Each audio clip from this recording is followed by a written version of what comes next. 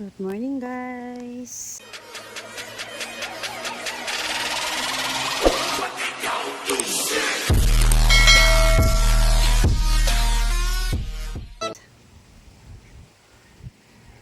Ayan ang kalangitan natin ngayon, oh. Medyo may konting ulap, pero sana wag muna umulan kasi may pinapatuyo ako. Sana muna umulan. Okay, dito guys, pasyal-pasyal tayo.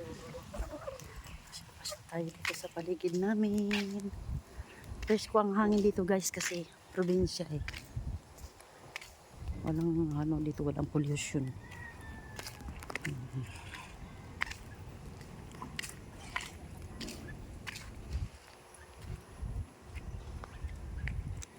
Tutu! Hello! Yan, ano kaya? Hindi ko alam guys kung itong kamuting kahoy ko na yan. Yan guys, oh, nakita nyo yan guys. Yan yung aking munting garden. Hindi ko nga alam guys kung ano eh. Hindi ko alam kung ito ay, kung may laman na yan. Kasi ano na yan eh. Tinanim ko sila guys noong May, June, July, August, September, October. So, mga 5 months pa lang siya. So, hindi ko lang alam kasi malaki na siya eh. Parang mukhang may laman na pero hindi ko pa sinubukan eh. Saka na lang siguro. Ayan guys, dito. Medyo. Ay, yung kapitbahay namin guys. Ayos yung ano nila. Pinaayos yung kanilang yung lupa kasi nakabili ng lupa yung mama. Tapos guys, tinatayuan na niya. Tayuan na niya ng bubo. Ayun. Tapos guys, since na wala naman silang kilala dito, wala silang kilala dito kasi ililipat pa lang sila dito guys. Ayan, gumagawa ng pagpuntahan natin mamaya guys. Wala silang magagamit na tubig. Ngayon, nakiusap sila sa amin guys na nakikikabit muna sila ng tubig para mayroon po silang magagamit sa pagmamasa ng simiento. Kaya ayan guys, so pinagbibigyan ko naman sila guys kasi kawawa naman. Hirap kaya ng ganun magsisimento ka tapos wala ka namang magagamit na tubig. Kaya yan tubig ng walang tubig doon. Ano kaya?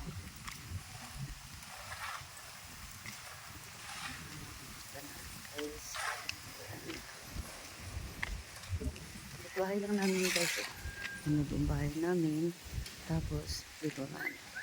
Okay.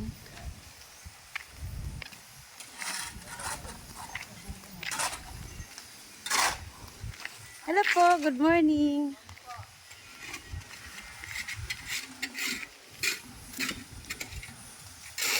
Ano po yun? 2 stories po yan? 2 stories? Hindi po. Ano lang siya.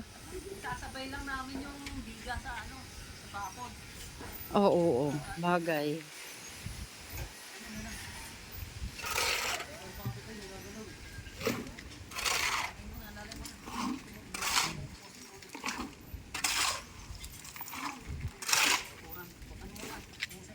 Hanggang doon po yung lupa niyo, no? Hanggang dyan, ano? Dito lang po. Hindi, ibig ko ha? Dito lang po. Itong poste na yan. Ha? Kakanino yun? Sa kanila po. Hindi nga. Huwag mo na yung poste. Kamali lang daw ako ng Hindi, paano yun? hahabulin na lang nila sa amin. Kaya Totoo ka? Totoo? Ilang square meter lang po yung lupa niyo? 50 lang po. Ibig sabihin nagkamali sila na ano? Ay, paano yun? Sayang naman. Babuhin nila yung bahay. Sayang. extend na lang sila. Akala ko, sinadya mo talagang itira para, so yun lang pala. Kung sa bagay, dito banda pwede mo rin gawin terrace yung dito banda. Kailangan ko po ng garahe. Garahe. Kaya maliit lang. Garahe ng kotse? Opo. Kakasya? Kung magaling ka namang Magaling ka namang magmaniobra eh. Yakang yaka. Ah, pati ikaw, tumutulong ka din mag-ano. Uy, nakakatuwa naman. Sa inyo, pag kami nagagawa kayo. Wala pa po eh. Wala pa pong pera. Kailangan kasi pag magpapagawa ka dyan eh, may nakahanda ka talaga eh. Kung naman gagawa ng bakod nyo. Yung naka-drill. Naka-bakal. Karpintero po kayo? Nakakontrata rin.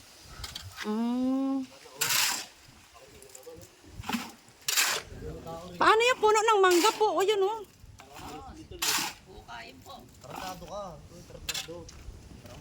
O kasi may ano yun eh, may... Hindi na kaya tutubo yan? Tanggalin dot. Oo. Oh, grabe, 3 puno yan ah.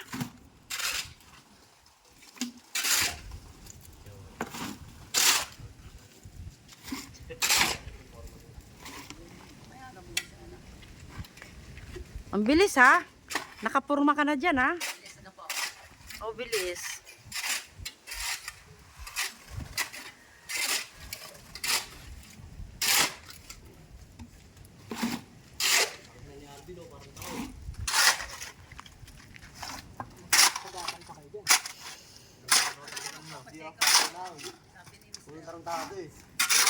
Sa ano? Wala, tapos na. Ano lang yung therapy lang po ako.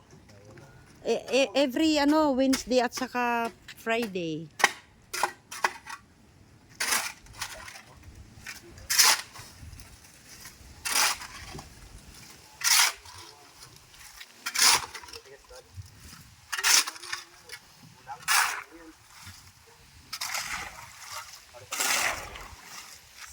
Alam lang nila yun. Nangyari na yun. Gaano kalalim po yung hukay ng hanggang dibdib? Mga ilang hollow block yung ganong hanggang dibdib? 6. 6 talaga, no? Yung pinaka po niya, yung pinakalalagyan ng hollow block? Hindi, ito po yung pinaka-poso na ito. Ha? Yung poso na ito po. Yung sa dumi ng tao. Ito, dito ang Puso Negro. Ayan, may tangkin po. O, totoo? Tapos na po. Uy, ang galing. Yung sa inyo, ano yun eh, kasama na sa division. Okay na yun, Tay. Oo, mayroon naman yun. Ang ibig ko baga sabihin, kunyari magpabakod ako, no? Supposedly, kasi nga ang gagawin ko siyempre, ang gusto ko kasi mangyari, itapat doon sa yung pinaka bubong niya sa taas, itapat dudugtong lang siya pag ganun. Usually po, mga ilang ang lalim talaga na para matibay talaga siya, ilan dapat? Yung dibdib. Hanggang dibdib. Yung pinakabakod lang po. Parang pinakabahay na rin.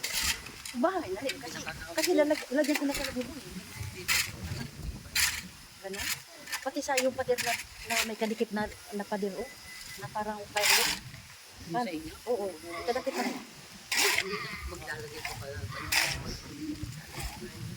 Hindi. Ang ibig ko sabihin, Sa bakod niya. hindi po. Ang ibig ko kasi sabihin, kasi, siyempre, lalagyan, papasarado ko na eh. Something like that. So, kailangan talaga hanggang dibdib mo. So, ilang po yun? So, mga anim na hollow block? Mga anim. Ay, wag muna yung poste ano. Sige. Yung babaunan mo talaga mismo ng hollow block po? Yung pinaka pader, siyempre, pader. Linear po. Oo. So, Pero pwede naman yung poste lang tapos yung hollow block mas mababaw. Pwede naman po yung maglalagay ng biga sa ilalim para mas mababaw yung hollow block mga ilan dapat yung para sa mga dingding. na biga po. Ano ba yung biga? Yung pong pinakapatigas na may bakal din yun. May buhos po. Oo, mga ganon, di ba? Kunyari, kagaya ng ganyan. Tapos, siyempre, hollow block, dito. Lalagyan po muna ng biga yan, paikot. Biga. Yung pinaka... Gaano cement. kalalim po yung biga po, dapat? Mga ano lang po, mga 2 hollow block lang. Depende po sa ano, Aling 2 hollow block, hindi kita maintindihan. yung pinakabiga. Biga. Diyos ko. Ano ba yan? Kailan ba magkakaya magpapagawa? Sandali muna. Gawin na natin. Hindi, mayroon na akong ano kasi. Mayroon na kasi akong ano diyan. Usap na kayo. May kausap na ako diyan. Pakyaw. Pinakyaw ko po yun. Pinakyaw ko na yan. Baka naman ano, baka makuha ko ng mas mura. Pakyaw na yun na gagawin mo na lahat yung kasi garahe kasi yun eh. Garahe tapos siyempre lalagyan May plano naman. isisarado ko na lahat. Ano? Wall, Skits lang. skits lang mga something ganun lang po, ganun. Tapos siyempre bubong tapos yung ano yung papadiran ganun. Tapos yung sarado lang ganun. Oo. Tapos si maliit lang naman yun eh. Mga ngatin, ano, pupunta ulit sa ilalim, napakarami ng buhos sa ilalim. Maliit lang naman yun eh. At saka yung kitchen namin, yung kitchen kasi namin, ano siya, yung ipapaano ko rin yun. Parang kukulangin, sa kalahati ba yan, ano? Kukulangin yan.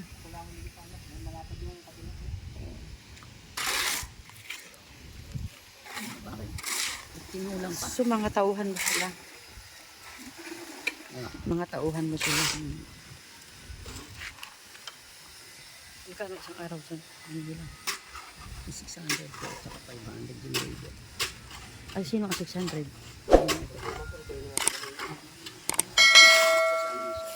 Nakakailang araw na ba kayo dyan? Nagtagal po kami sa puno eh. Oo. Sa puno lang meron. Ay, sa akin walang puno. Wala namang puno. Dire-diretso po yung trabaho. Dire-diretso lang ang trabaho yung sa akin. Puno. Sa puno lang, parang naka 5 days na kami. Ay, talaga? Nag-uulan kasi nung nakaano, ang hirap magukay. Oo. Pero pagka hindi po. Pero yung dapat ang ikukwenta mo lang yung trabaho lang. Huwag maikwenta yung hindi nagtatrabaho. Yung pagtatrabaho lang na kung nakakailan ka.